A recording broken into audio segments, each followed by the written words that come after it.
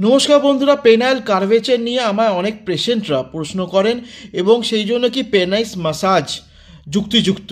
দেখুন, এটা পুরোপুরি এখানে কোনো সায়েন্টিফিক এভিডেন্স নেই, কিন্তু আমি বলতে পারি আন্ডার অ্যান অ্যান্ড্রোলজিস্ট ও ইউরোলজিস্টের সুপারভিশনে আপনি পেনিস মাসাজ যদি ঠিকঠাক করতে পারেন তাহলে পেনাইল কার্ভেচার, এবং পেনাইল কার্ভেচারটা কি, যেটা আপনার পেনিসটা সোজা না হয়ে একটু 15 ডিগ্রি অ্যাঙ্গেলে বেশি যদি বেঁকে যায় ওপরে বা নিচে বা সাইড ওয়েজ, তাহলেই এটাকে আমরা প্যাথোলজিক্যাল পেনাইল কার্ভেচার বলি। এবং সেটা অনেক কারণে হতে পারে।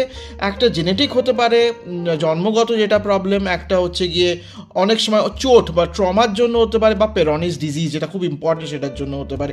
প্রবলেম হচ্ছে মেইনলি সেক্স করতে গিয়ে প্রবলেম হয়, এবং আর একটা ইম্পর্টেন্ট হচ্ছে অ্যাংজাইটি বাড়ে। সুতরাং অনেকে আমার কাছে আসেন, ডাক্তারবাবু সবাইকে কি ইঞ্জেকশন দিতে হবে, সবাইকে কি সার্জারি করতে হবে? দেখুন, ইঞ্জেকশন সার্জিক্যাল থেরাপি খুব একটা ভালো রেজাল্ট দেয় না সত্যি কথা বলতে কি। সেই জন্য যদি আপনি একটা